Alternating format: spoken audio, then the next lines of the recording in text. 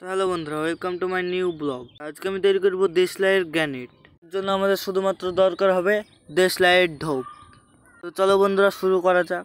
তার জন্য প্রথমে আমাদের একটি দেশলাইয়ের ঢোপ নিয়ে নিতে হবে। এবার দেশলাইয়ের ঢোপের মাথাটা ভালোভাবে ফুটো করে নিতে হবে। ফুটো করার পর আমাদের যে চাবিটা, সেই চাবিটা ভালোভাবে দেশলাইয়ের যে ফুটো করা হলো তার ভিতরে ঢুকিয়ে নিতে হবে। তো ভালোভাবে ঢুকিয়ে নিতে হবে।